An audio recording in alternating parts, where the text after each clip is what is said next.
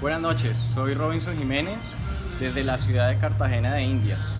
Soy estudiante de Contaduría Pública de la Universidad Militar Nueva Granada y en esta noche voy a hablarles acerca de la teoría de las relaciones humanas y la teoría burocrática. En la teoría de las relaciones humanas nace como respuesta o contraposición a la teoría clásica. Esta teoría nace apenas 4 décadas después de la teoría clásica, ya que los empleados percibían a la teoría clásica como un método sofisticado de explotación del trabajador que beneficiaba mayormente a sus jefes y directivos. Su mayor exponente, y junto con otros colaboradores, está el señor Elton Mayo, quien desarrolló un experimento en la Western Electric Company en Chicago, en el barrio Hathor, el experimento de Hathor. Este experimento consistía en buscar la relación que había entre el entorno laboral del empleado, asimismo con su desempeño. Este experimento fue desarrollado en 4 fases. Asimismo, les voy a hablar de la teoría burocrática. Tiene sus orígenes en la organización de empresas cuyo crecimiento y complejidad se iban aumentando paulativamente. La teoría burocrática busca aumentar la eficiencia de las empresas, definiendo con mayor claridad las funciones de cada uno de los trabajadores, como la jerarquía de la empresa. Luego de una breve explicación, vamos a adentrarnos en materia identificando los objetivos de la teoría de las relaciones humanas, como lo fueron identificar los orígenes y el contexto en el que surgió la teoría de las relaciones humanas, mostrar el experimento de Hathor y sus conclusiones, mostrar la preocupación psicológica y sociológica respecto a los trabajadores. Antecedentes históricos. Fue un movimiento en oposición y reacción a la teoría clásica de la administración. Nació de la necesidad de corregir la tendencia a la deshumanización del trabajo que resultaba de la aplicación de métodos científicos y precisos. En 1924, la Academia Nacional de Ciencias de Estados Unidos hizo una investigación para verificar la relación entre el entorno laboral y la productividad de los empleados. Fases del experimento de Hathor. Primera fase. Observación de la relación entre iluminación del lugar de trabajo y la productividad. Se comprobó que el aspecto psicológico y la formación cultural influyen en el desempeño más que los aspectos de ergonomía. Segunda fase. El equipo experimental tenía, igual que el equipo de control, un supervisor, además de un observador que permanecía en la sala, observaba el trabajo y se aseguraba del espíritu de cooperación de las empleadas. A las empleadas invitadas se les explicó cuáles eran los objetivos, los cuales eran determinar el efecto de ciertas variaciones, como lo eran el periodo de descanso, almuerzos, reducción del horario de trabajo, etc. Se les informaban los resultados y las variaciones eran sometidas a consulta. Se les insistía que debían trabajar de manera normal. Los periodos de los experimentos duraban de 2 a 5 semanas. Periodos de observación. Durante las 2 primeras semanas se trabajó durante condiciones normales, produciendo 2.400 unidades semanales. En el segundo periodo fue de 5 semanas. Se aisló al personal de la sala de pruebas, midiendo el efecto de cambio de lugar de trabajo.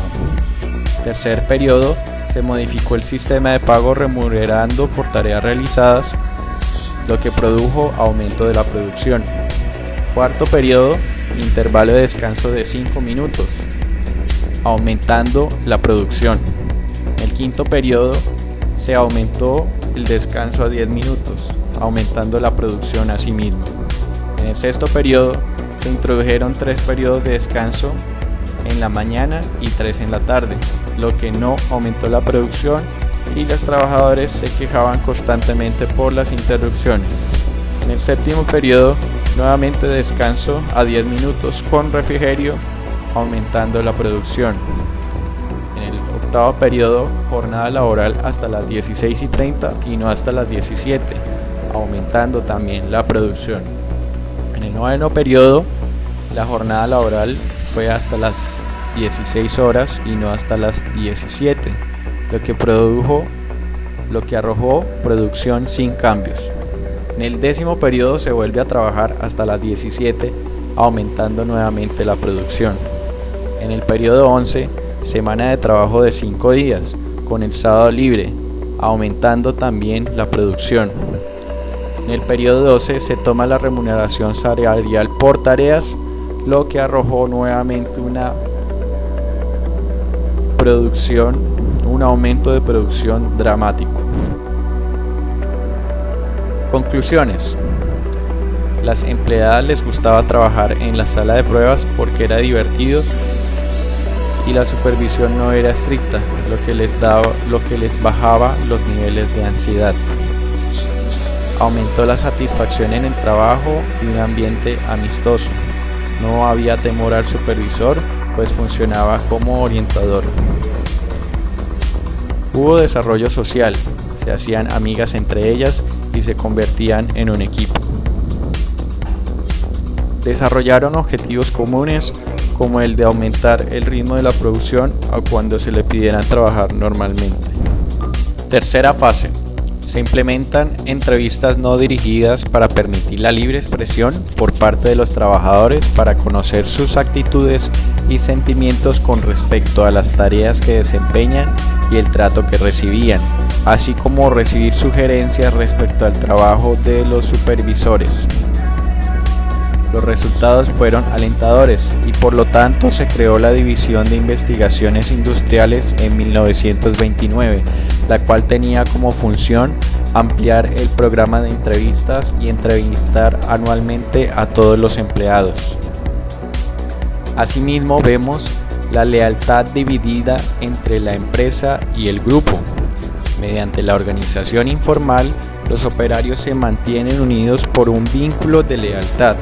Cuando el empleado trata de ser leal también a la empresa, esta lealtad dividida entre el grupo y la empresa trae consigo conflictos, tensiones, inquietud y descontento, por lo cual nace la cuarta fase. A partir de estas entrevistas se descubrió que dentro de la empresa existía un supragrupo formado por los trabajadores.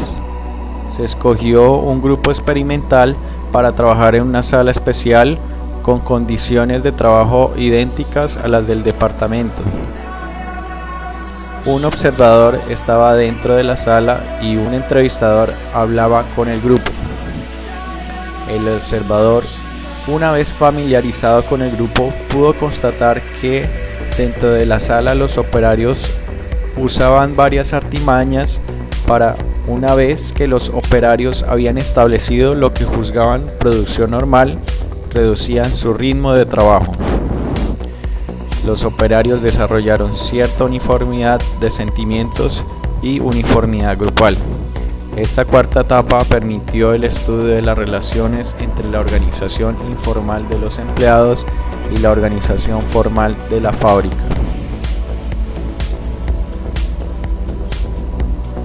Conclusiones del experimento de Hathor. El nivel de producción es resultado de la integración social, es decir, que el nivel de producción no está determinado por la capacidad física o psicofisiológica del empleado, como afirmaba la teoría clásica, sino por las normas sociales y expectativas grupales. La capacidad social del trabajador es la que determina su nivel de competencia y eficiencia, más no su capacidad de ejecutar movimientos eficientes dentro del tiempo establecido. Comportamiento social de los empleados. El comportamiento del individuo se apoya totalmente en el grupo. Los trabajadores no actúan o reaccionan aisladamente como individuos, sino como miembros de grupos. Por cualquier desviación de las normas grupales, el trabajador sufre sanciones sociales o morales de los colegas, como un intento de que se ajuste a los patrones del grupo. Mientras los patrones del grupo permanezcan inmutables, el individuo resistirá a los cambios para no apartarse de ellos. Recompensas y sanciones sociales. El comportamiento de los trabajadores está condicionado por normas y patrones sociales. Los operarios que producen más o menos de lo que establece la norma socialmente determinada pierden el respeto y la consideración de sus colegas.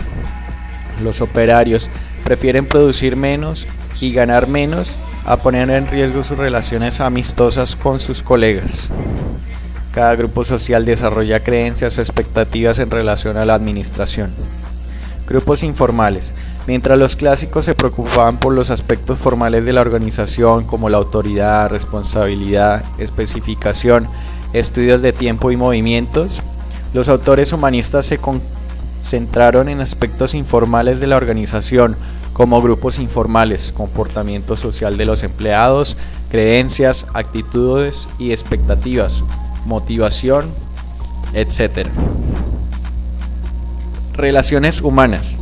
Para explicar el comportamiento humano en las organizaciones, la teoría de las relaciones humanas estudió esa interacción social. Las relaciones humanas son las acciones y actitudes desarrolladas a partir de los contactos entre personas y grupos. Cada persona posee una personalidad propia diferenciada que influye en el comportamiento y en las actitudes de las otras personas con las que entra en contacto, y por otro lado también es influenciada por otras personas.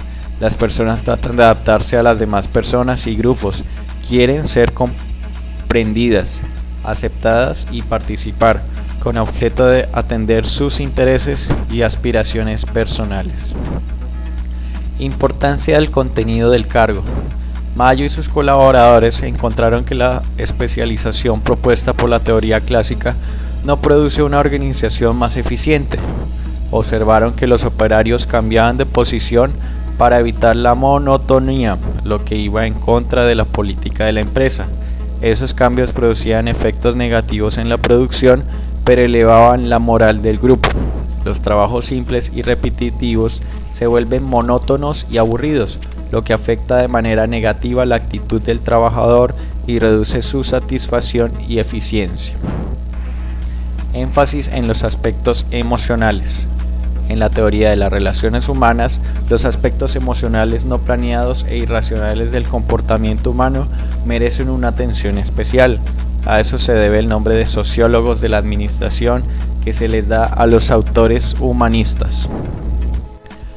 Ahora vamos a hablar de la teoría burocrática, cuyos objetivos se centran en mostrar los orígenes de la teoría de la burocracia en la teoría administrativa, identificar las características del modelo burocrático propuesto por Weber, describir los tipos de autoridad definidos por Max Weber, identificar y definir las disfunciones de la burocracia.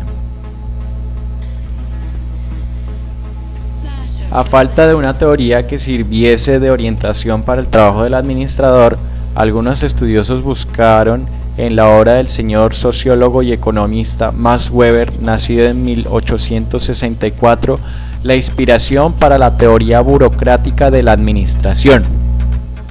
Los antecedentes históricos de la teoría son la fragilidad y parcialidad de la teoría clásica y la teoría de las relaciones humanas, la necesidad de un modelo de organización racional,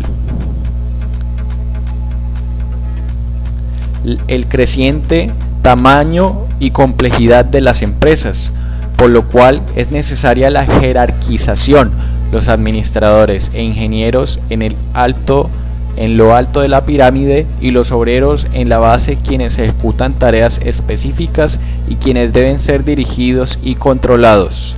Resurgimiento de la sociología de la burocracia. Organizaciones aplicando los modelos de los trabajos de Max Weber. La burocracia es una forma de organización humana que se basa en la racionalidad, es decir, en la adecuación de los medios a los objetivos pretendidos, con la finalidad de garantizar la máxima eficiencia posible en el alcance de esos objetivos. La teoría de la burocracia tiene sus orígenes en la antigüedad, por lo cual se retoma los tipos de sociedad donde eran aplicados los diferentes tipos de autoridad. Tipos de sociedad.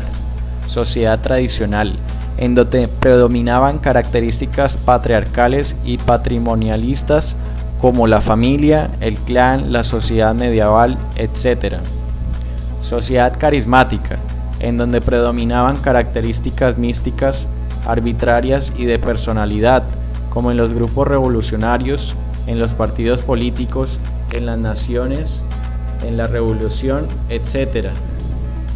Sociedad legal, racional o burocrática, en donde predominaban las normas impersonales y racionalización en la selección de los medios y de los fines, como en las grandes empresas, en los estados modernos, en los ejércitos, etc. Tipos de autoridad. Para Weber, a cada tipo de sociedad corresponde uno de autoridad. Autoridad significa la probabilidad de que un comando u orden específico sea obedecido. La autoridad representa el poder institucionalizado y oficializado. Poder implica potencial para ejercer influencia sobre las otras personas. Autoridad tradicional. Cuando los subordinados aceptan las órdenes de los superiores como justificadas porque esa siempre fue la forma en que se hicieron las cosas, el dominio patriarcal del padre de familia, del jefe del clan y el despotismo real representan únicamente el tipo más puro de autoridad tradicional. El poder tradicional no es racional, puede transmitirse por herencia y es extremadamente conservador. Todos los cambios sociales implican un rompimiento más o menos violento de las tradiciones. También ocurre en ciertos tipos de empresas familiares. Formación del poder en la dominación tradicional proviene de la creencia en el pasado eterno, en la justicia y en la forma tradicional de actuar. Forma patrimonial, en la cual los empleados que preservan la dominación tradicional son los servidores personales del señor, parientes, empleados favoritos, etc. Forma feudal, en la cual el aparato administrativo presenta mayor grado de autonomía en relación con el señor. Los empleados, vasallos o señores feudales son aliados del señor y le hace un juramento de fidelidad. En virtud de este contrato, los vasallos ejercen una jurisdicción independiente, disponer de sus propios dominios administrativos y no dependen del señor en lo que se refiere a la remuneración y subsistencia. Autoridad carismática.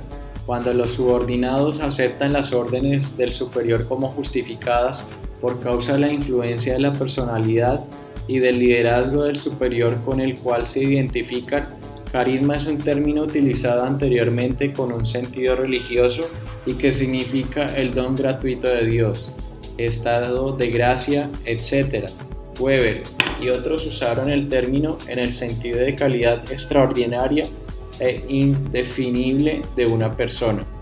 El poder carismático es un poder sin base racional, es inestable y adquiere fácilmente características revolucionarias. No puede delegarse ni recibirse en herencia como el tradicional. Autoridad legal, racional o burocrática. Cuando los subordinados aceptan las órdenes de los superiores como justificadas porque están de acuerdo con ciertos preceptos o normas que consideran legítimos y de los cuales se deriva el comando, es el tipo de autoridad técnica, meritocracia y administrativa. La idea básica se fundamenta en el hecho de que las leyes pueden promulgarse y reglamentarse a través de procedimientos formales y correctos. El conjunto gobernante es electo y ejerce el comando de autoridad sobre sus comandos, siguiendo ciertas normas y leyes.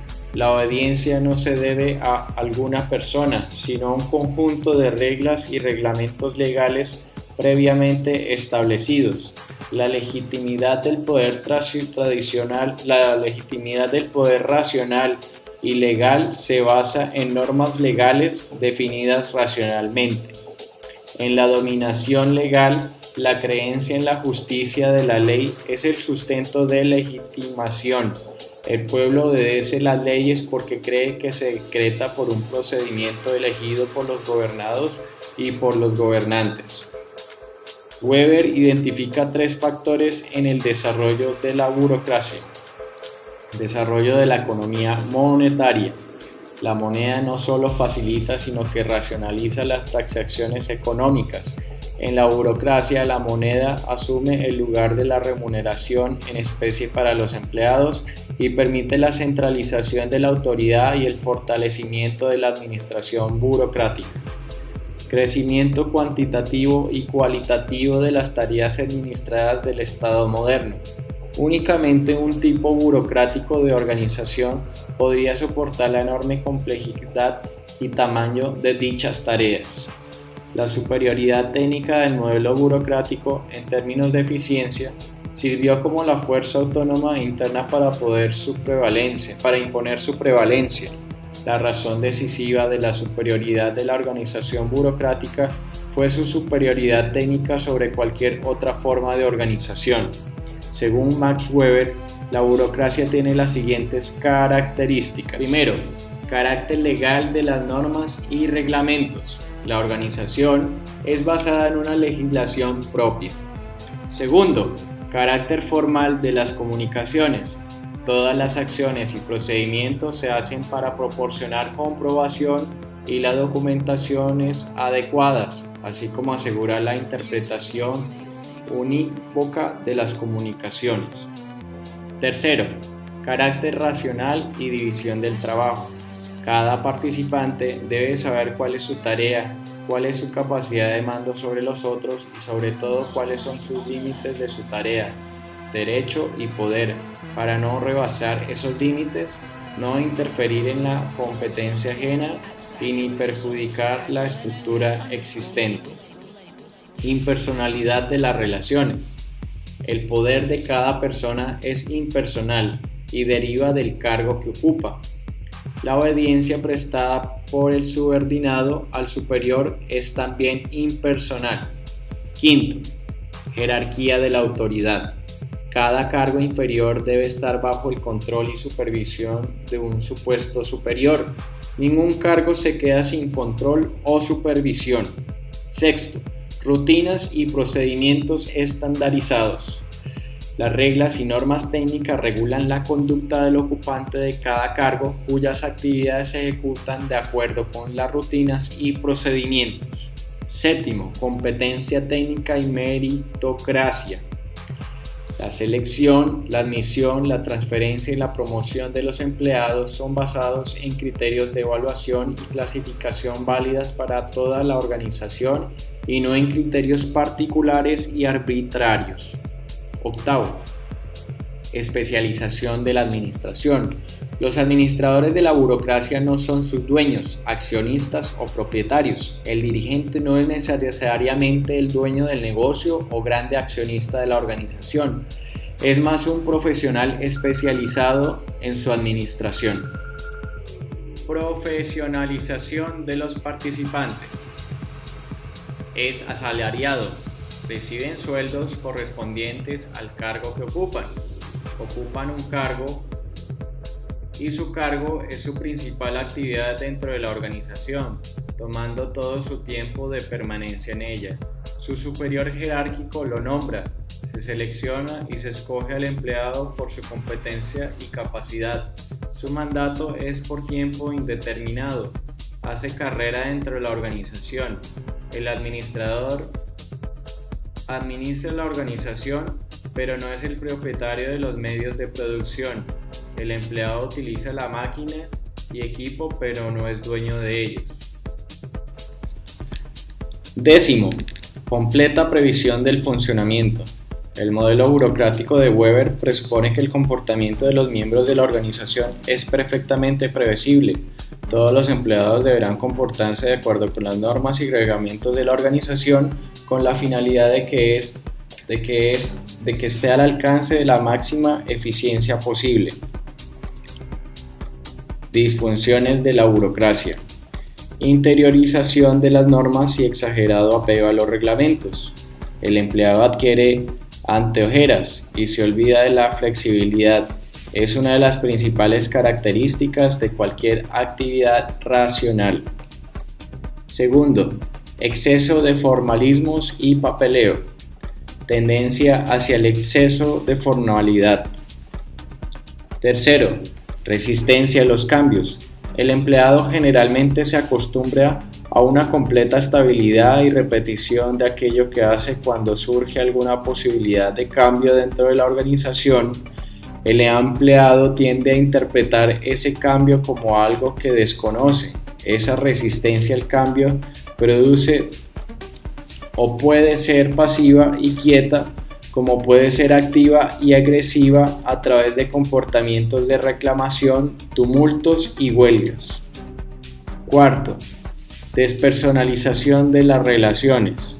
Disminución de las relaciones personalizadas entre los miembros de la organización frente a los demás empleados, ya que se relacionan no por sus nombres personales, sino por los cargos que ocupan. Quinto, jerarquización como base del proceso de decisión. Quien toma las decisiones en cualquier situación será aquel que posee la categoría jerárquica más elevada, independientemente de su conocimiento sobre el tema. Sexto, superconformidad con las rutinas y procedimientos. El empleado hace estrictamente lo contenido en las normas, reglas, reglamentaciones, rutinas y procedimientos impuestos por la organización. Esa pierde toda su flexibilidad, pues si empleado se restringe al desempeño mínimo, pierde la iniciativa, la creatividad y la innovación. Séptimo, exhibición de las señales de autoridad. Tendencia a la utilización intensiva de símbolos o de señales de estatus para poder demostrar la posición jerárquica de los empleados.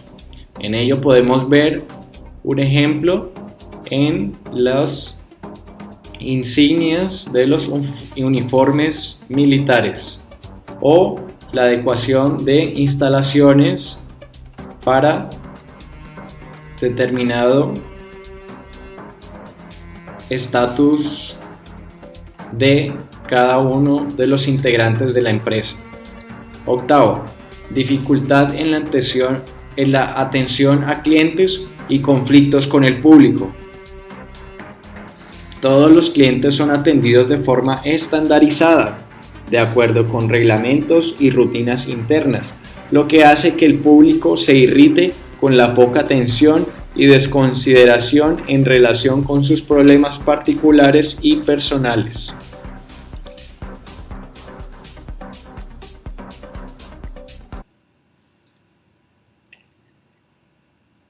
Estos textos fueron tomados del libro Introducción a la Teoría General de la Administración, cuyo autor es el señor Chavenato Hidalberto.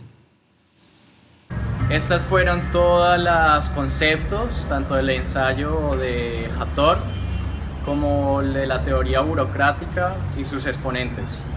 Muchas gracias.